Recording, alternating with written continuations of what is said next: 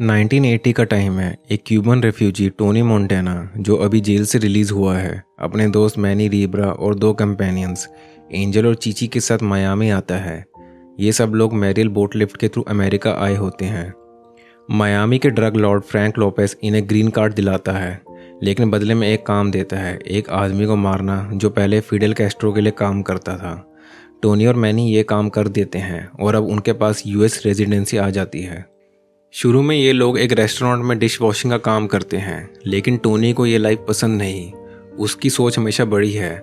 तभी फ्रैंक का right hand man Omar Suarez उन्हें एक ड्रग डील के लिए भेजता है। ये डील कोलंबियन डीलर्स के साथ होती है, लेकिन डील बिगड़ जाती है। टोनी और एंजल को गन पॉइंट से पकड़ लिया जाता है।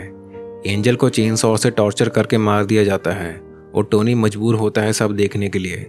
लेकिन मैनी और चीची आकर टोनी को बचा लेते हैं और डीलर्स को गोली मार देते हैं।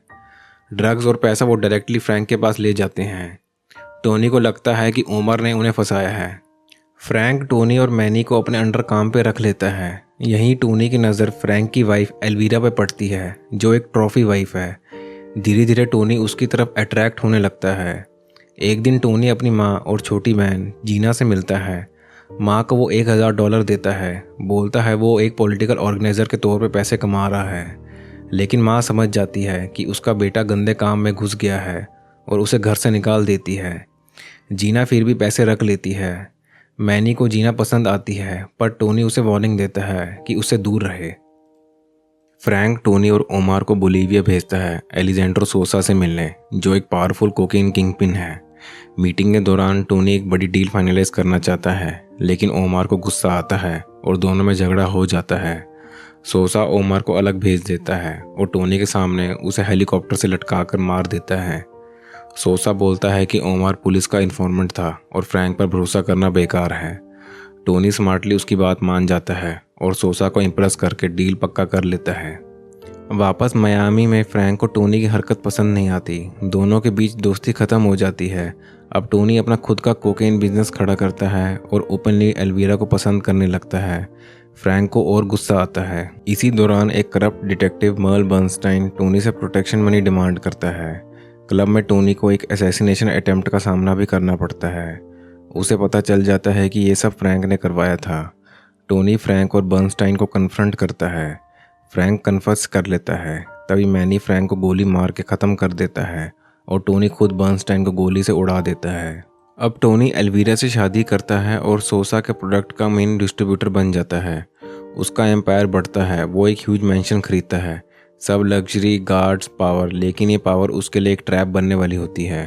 1983 में FBI टोनी को पकड़ लेती है। उस पर मनी लॉन्ड्रिंग और टैक्स इन्वेजन का चार्जेस लगता है। जेल बचने के लिए सोसा एक डील देता है, एक जर्नलिस्ट को मार दो जो उसके अगेंस्ट एक्सपोज पब्लिश करने वाला है। डिनर के टाइम टोनी एल्वीरा और मैनी से लड़ता है। एल्वीरा को इनफर्टाइल जंकी बोलता है और वो गुस्से में उसे छोड़कर चली जाती है। अब सोसा का आदमी एल्बर्टो द शैडो जर्नलिस्ट की कार के नीचे बॉम्ब लगाता है, लेकिन टोनी देख लेता है कि जर्नलिस्ट के साथ उसकी फैमिली, वाइफ और बच्चे भी हैं। उससे बर्दाश्त नहीं होता और वो एल्बर्टो को खुद गोली मार देता है। इस वजह से जर्नलिस्ट बच जाता है और सोसा टोनी से बदला लेने की कसम खाता है। फिर एक और ट्विस्ट। टोनी अपनी माँ के कहने पर जीना के पास जाता है और देखता है कि वो मैनी के साथ है। गुस्से में और कोकेन के नशे में टोनी मैनी को गोली मार देता है और तुरंत समझ जाता है कि जीना उसकी वाइफ बन चुकी थी।